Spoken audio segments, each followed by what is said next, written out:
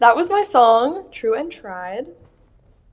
Um, if you have perfect pitch, you will notice that it is in a certain key. Well, because I tuned my guitar to C sharp, drop C sharp, but I decided that was too difficult to tune during shows, so I brought it back to drop D. Um, but yeah, so a little bit about this song. Well, I've kind of divided my songs into like the lyrical breakdown and then the like music composition breakdown. So with this song, I was feeling frustrated with the amount of like apoliticalness on my college campus. I go to Belmont University, by the way, in Nashville, Tennessee, and I specifically about lack of conversation about the Israel and Palestine conflict. And so I found myself in a place of privilege, not really needing to talk about these things because it didn't directly affect me. And then I realized that and the flaws there, but I was also seeing it on my campus and in the institution and just in people around me. And so I tried writing this from, that perspective, um, watching from the outside, um, getting to stay safe, being on the safe side. Just like with an influx of headlines and lots of media, it's easy to just like block it all out. And then I've kind of switched when we get to the blissful, stupid online part.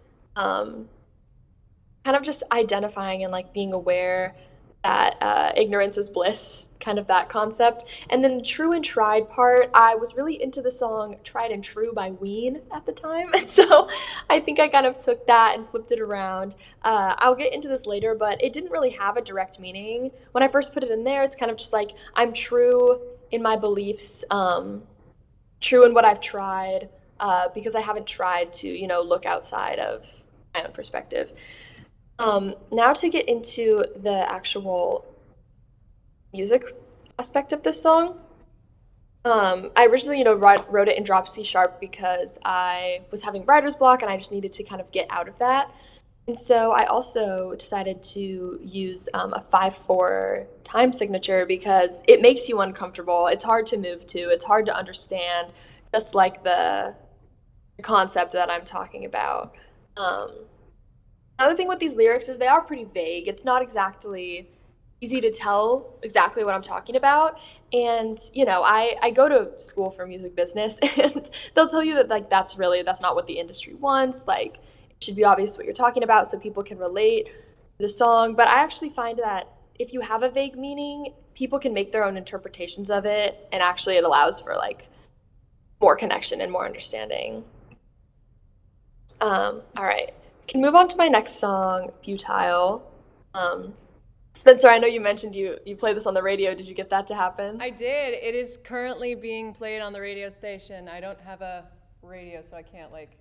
Also, I never know when it's gonna happen, but I was informed that it is currently on KCLC. You can go on their website. You'll see it, but you don't. I can pull Wow, it that's up awesome. while It you're is. giving the presentation. You can go on their website. Okay, well we can do that afterwards. There you Can I go. play Futile? Do you want me to play Futile? Yes. Yes, please. Okay, let's do it. It's gonna take a little. The first, I didn't know.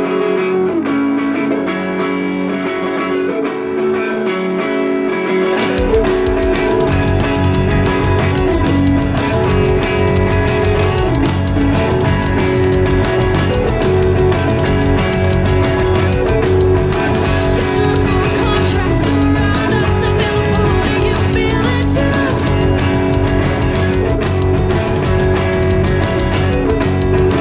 Two stars and they're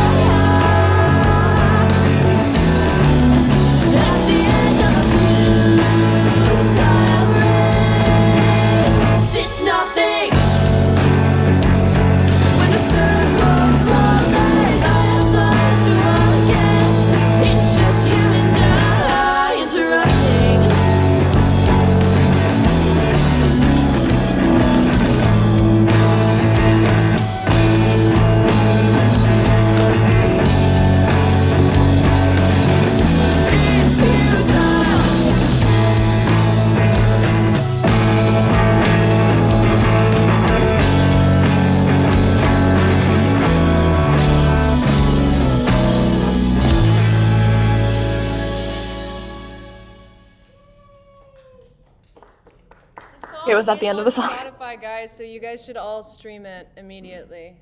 Oh, I don't need to do Yes, anything. please. It played on Okay. KCBC 20 hours ago, Yeah, which means it's probably coming back around. true. Let's go. Okay.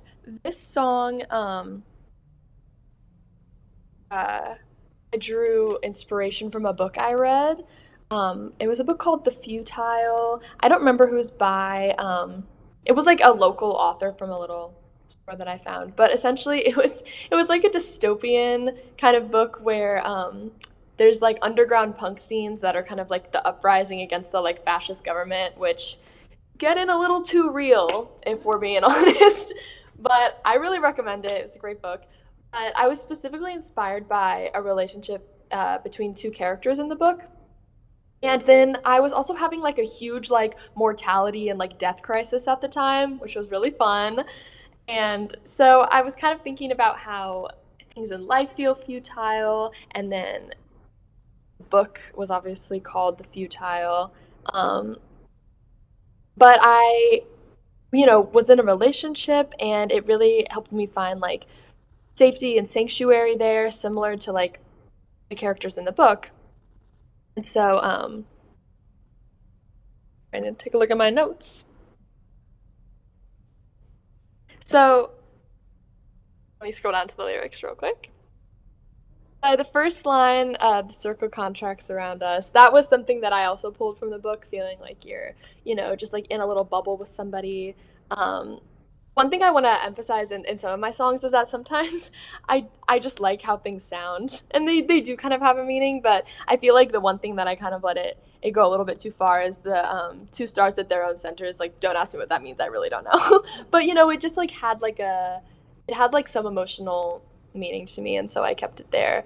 Um, One thing about this song that I don't usually do in my like songwriting that I think is really helpful is that sometimes I feel kind of bogged down by like needing to fill everything with lyrics, but use like your voice is an instrument, and you should use it as such. Like with the ah part, like it kind of teases the melody a little bit, which adds some like familiarity whenever you finally get to the lyrics. Um, there also is like a rhythm change. I think kind of goes into halftime in this song, uh, which is a great way to like signal like a different part of the song, like going from verse to chorus. Um, a lot of the song is just like references to things I read in the book, which is fun, which does make it a little bit harder for it to be like relatable, like we were talking about earlier. But I think definitely the parts about like, I mean, you've all like confronted your morality, right? It's pretty terrifying. And so it does get a little bleak at the end, but uh, in this song specifically, I like to use like a word in one context and then bring it back later. Like the word interrupted, that was really important in this song. Um, Living like you cannot die was nice until it was interrupted, because sometimes when you're in like an exciting thing like a relationship, you can feel a little bit invincible. And then back down to the last line, I'm blind to all again, it's just you and I interrupting, just like interrupting that feeling of fear. And so let's go back up to the music aspect of this song. Um, so this song is actually in a crazy tuning that happened because I was like, again, having writer's block. I just sat down with my guitar and I just tuned the strings until they sound cool. They like sounded like a really beautiful chord being opened. So it was, I think it's E, A, and then D goes to C sharp, G goes to F sharp, B goes to A, and then you leave if you play guitar. This makes sense. And then that last string just stays as an E, and it has this nice kind of dissonant sound. But I find that like working with open tunings like that leaves a lot of room for like riff writing, because you can hear that like part. That's just me playing that on one string and then letting all the other strings ring out. And so I'm not like a huge music theory person. Like, I know what I need to know, but I definitely don't write songs with like theory in mind. And so this was really helpful to just be able to get something out there without having to um, to worry about like crazy chord shapes or anything like that. Kind of like I said earlier, you can use your voice as an instrument. Don't be held back by language, and again, not everything you say has to have one specific meaning. Usually, a lot of the times, I'll write something, and it will like end up having a meaning later, which is really fun because it kind of like keeps the song like it never gets dull to you because you can keep finding new meanings in it. I also find it really fun to like play with rhythm and how you pronounce words. Again, industry people will tell you not to do this because your song should be catchy and like easy to understand. However, I like more interesting things, and so I like to kind of like keep people on their toes. I kind of like when I can't really understand what like a singer is saying. Like any Fall Out Boy fans out there, Patrick Stump, never know what that man is saying. Never ever. All right. I'm gonna move on to the next song. Spencer, if you could play this one, that would be amazing. I haven't heard this one. This is the only one I haven't heard. I've heard the other Really? two. I think Ooh. so. It is. It's newer, I think. Yeah. Yeah. I used to play in September, and True and Tried was my favorite song to play, but I think we only played it like once. Yeah, and we played it in the original key. Yeah, we did.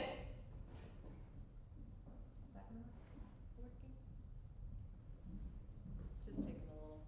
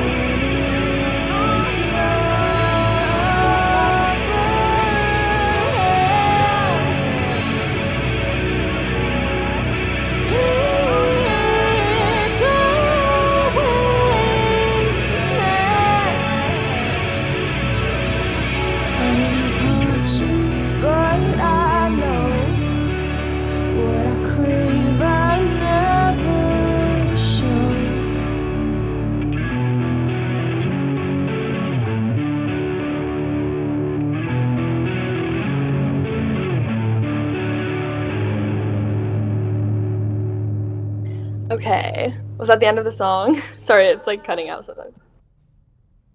Okay.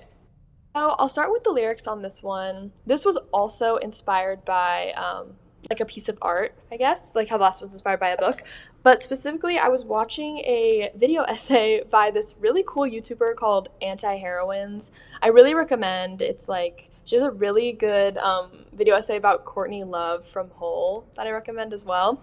But this one specifically was about a 1965 film called Repulsion, about this like young woman who like has a fear of men and is like has like a physical repulsion from them, and it just kind of like, being a woman in society, like there is a fear of men that like is in there, and I'm tackling it, we all are.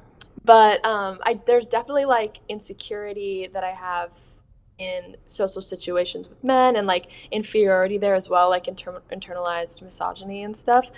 And so there were just certain scenes from this film that she was talking about that really resonated with me, and kind of reignited uh, this insecurity in me.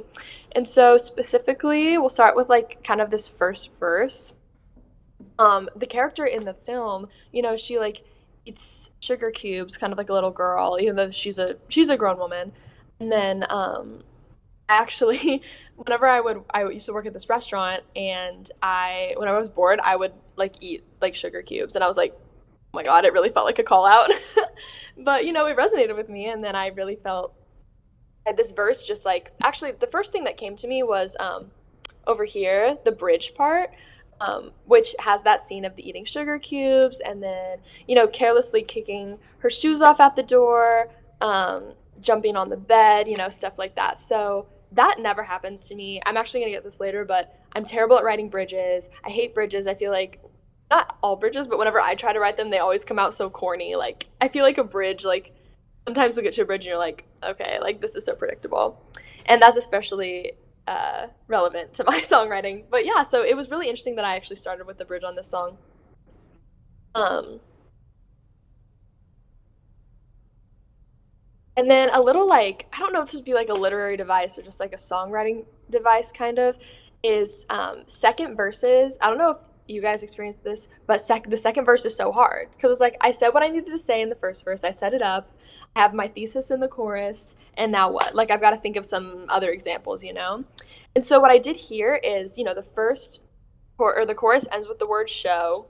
So I was like, okay, I'll just start the next verse with the word show as well, because and it also helps me when I'm playing these songs live, because you get stage fright, you forget words, but with this song I'm always like, nope, it's just the word I ended with. So that's really helpful. And then I kind of have some like allusion to Adam and Eve. I know it's kind of cliche, but the like I just come from the rib, might as well be from the crib, like, feeling like younger, feeling like a little girl eating the sugar cubes, inferiority there. Um, so I'm gonna move on to like the music part of this song now. So this song is actually in the same tuning as Futile, which is the E A C sharp F sharp A E. And this was again an instance of writer's block, and also I was like, I can't just tune my guitar to that and then tune it right back. Like I've got to be doing more when I'm playing these songs live. So and also it really offers a opportunity playing them live, and also it would be cool to record these back to back, where you can kind of, we do this thing with my band where we end the first song with that, like we start with girl song and end with that like eerie outro riff, and then it like flows into Futile, where my other guitarist will like start the thing when I'm bringing out that other one. And I'm actually really hoping to re-record Futile and this one so we can do those, and they can, I just love when songs like flow into each other on an album. So you'll notice that in the verses, there is that kind of like complicated riff that I'm also singing over. And I was a little worried that it might be, sonically confusing, but it actually kind of acts as a counter melody, like under um, words I'm singing, because they have like a similar rhythm.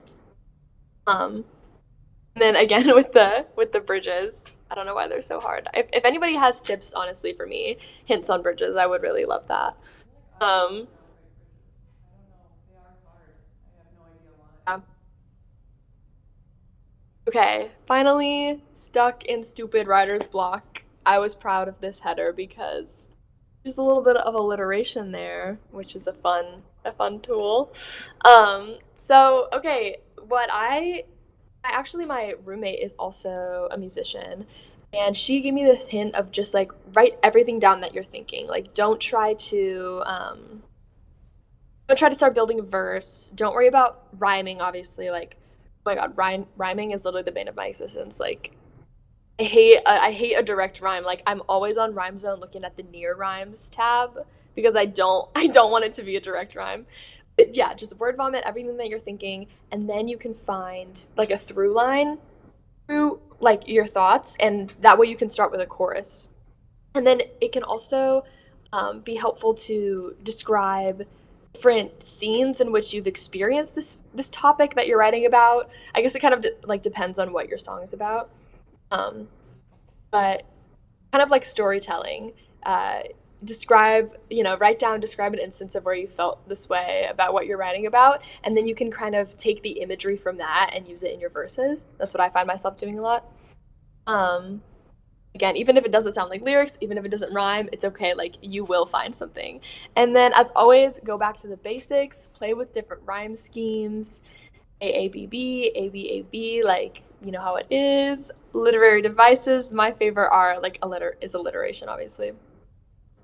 Similes, metaphors, like again, it sounds like the basics, but if you're stuck, like sometimes you just have to go back to those things. And then allusions, like my little Adam and Eve callback thing, or the allusions to the media that I'm consuming. Um, a lot of people say that using samples or like um, I don't know, kind of like interpolating other songs, it like isn't original or like it's wrong or it's stealing. And I mean, obviously, like it can be stealing in some circumstances, but I think that a lot of my art is inspired by other art, and I think it's just beautiful to like kind of build off of things that inspire you, and giving credit where credit is due. But those are kind of my main songwriting philosophies. Thank you guys for listening to my songs. I really appreciate that. Those are just I mean, Futile, that was the official recording, but the other two were just demos, so recorded in my dorm room, so please give me grace there. But yeah, any questions? If no one else has a question, I will ask a question, and I will get in frame. I actually know. I don't know if you can see us still to this very I day. think it's been angled really weird this whole time. Yeah, it absolutely has. I think. Okay, I ended the screen share, but I can see you guys now. Okay. My question, which was kind of the same question I asked, so we had Hal from Sticky Bangs last week, and I asked her, which is, it kind of applies more to you because you've spoken about books and literature that you've been reading and how it has influenced your writing, which I love, that you gave us direct, like, here's exactly what I read or exactly what I watched. I think that's great. I will be checking those out. I want to know what you're reading right now. What do you recommend? What is like something that like a book or an author or like a poet that just really truly inspires you? Because I need a book recommendation. So Okay, that's my question. I got you. So I recently read it's oh my god, it's like a long title. I'm going to my Goodreads. Anybody has Goodreads? Follow me. By Eve Babbitt's. I've been really into like 70s like feminist literature kind of because I also just read Joan Didion's Slouching Towards Bethlehem, which is like a collection of her essays that was very inspiring. Um, so the Eve Babbitt's book is called Slow Days, Fast Company, The World, the Flesh, and LA. It's also a collection of essays about her experience being a author and an artist in LA. I also just reread The Catcher in the Rye recently, which I really want to write a song about because, hey, where are my Holden Caulfield fans at? I don't know why people hate him. I think he's lit. Really? I feel like he's just kind of like some dude. I did love the book, but I also was like, he really is just some guy who's going through a rough time. Isn't everyone? Yeah. That's so true, Ethan. That's so true, actually. What did Ethan say? He said, "Isn't everyone?" Exactly, and that's why it really resonates. I mean, like all these people we idolize and are like, they're just people. That's true. Like, what Yeah. makes them any more special? They have more money than we do. That is what makes them special, I actually. mean, but like Right, Miles right. Davis is like, So he is dead, so that makes him more special. but like, you know what I'm saying? I do know what you're saying, though. They also go through shit. You know, I don't think he had more money at the beginning. certainly not. But Probably not even at the end. he had more talent than most people had in their entire lives. Okay, keep going. Do you have any more? And then the most recent book I read was Fear and Loathing in Las Vegas, which was crazy. Fear and Loathing in Las Vegas. Who's that by? Fear and Loathing in Las Vegas. It's like I actually don't know if I recommend it. It's kind of a lot.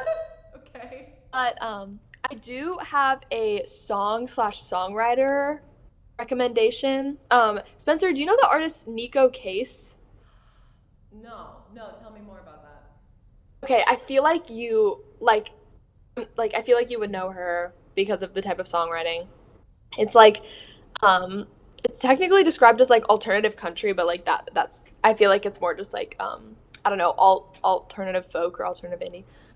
But she has a song called Star Witness, and it's inspired by like her witnessing like a shooting right outside of her house, which um I also have a song written about a shooting that happened near me. So that was really interesting to read about. But yeah, Star Witness, great songwriting. That whole album is incredible. And that's what is like mainly inspiring my musicianship recently. I will definitely check out this artist. Also, have you ever read The Edible Woman by Margaret Atwood? The Edible Woman? The Edible Woman by Margaret Atwood. I haven't, but I would love So to. you're gonna need to read that because you'll love it. It's like one of my Yes. favorite books of all. I named myself after Margaret Atwood, so I mean I love that broad. I'm not gonna say a bad word. I love that broad. She's great. Abroad. That broad, I love her to death. It's like 70s feminist literature. You would eat it up, quite literally, because it's called Edible Woman. Cool. True. Anyone else have any questions? Eve is in the back, raising their hand. Go for it. My question for you is, when you're making your songs and you're getting inspiration from different sources, how do you keep it original to you? Did you hear that? Okay, that's a great question. Okay, great. Am I good? Yeah. Okay. I often worry about have like kind of a what's it called? Imposter syndrome, where I'm like, am I even a songwriter? Like, is this even original? And I like freak out about it. But kind of what I was saying earlier is I write down instances, or I think of instances in which like that thing applies to my life. And then I think we have time.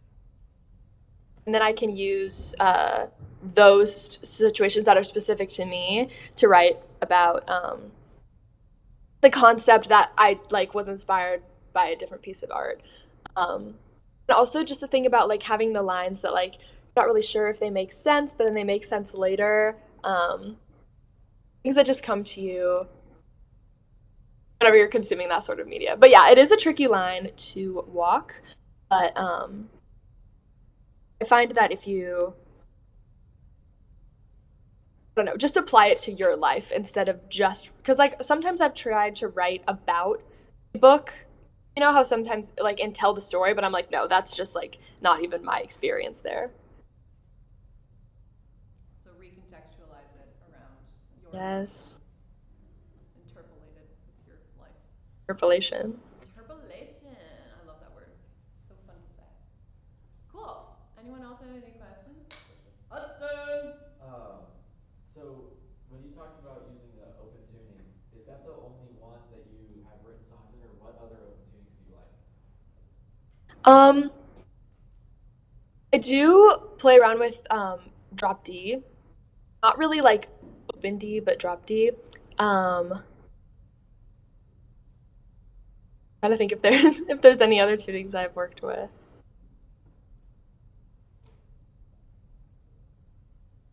I think that's well in True and Tried song that I started with. The thing is I no longer have to remember this tuning because my other guitarist plays the lead line. But while it is like the E string is tuned down to D, one of the other strings is tuned to um, Oh, you know what? It would just be open D. So I lied. I have written in the futile tuning, which I don't even know what to call it. And then I think it's like an E. Like It's an major nine. E augmented chord. I think that's what the open futile tuning is. And then yeah, either drop D or open D. Cool. Do you remember when we did Cool Thing and all 4 of the strings were tuned to F sharp? That's Yep. If you're interested, what was that? Placebo did that. Placebo did that too? Yes. That's crazy. Mm. I don't know Placebo well enough. You should listen to their first album. Don't listen to anything else. Okay, great. I will do that. But yeah, if you want crazy astronaut, if you want crazy tunings, you should research Sonic Youth because they hate normal tunings. They do whatever they can to make sure that your life sucks and that Yeah. you have to tune differently for every song. So. And that their touring life probably sucks. Oh yeah. Well, they don't tour anymore. Not since the incident. Anyway. Yeah. Anyways, any other questions? Anyone? Going once? My battery's about to die too, so that might be better to sort of start to wrap things up a little bit. Okay, going once, going twice. Any questions? Cool. Thank you so much, Chloe Halls. That was a great presentation. We really appreciate you. Alrighty, folks. Everyone say bye to Thank you Chloe guys. Halls. Bye. Thank you, Spencer. Thank Bye. you. Have a good day. Thanks for coming Thanks. in.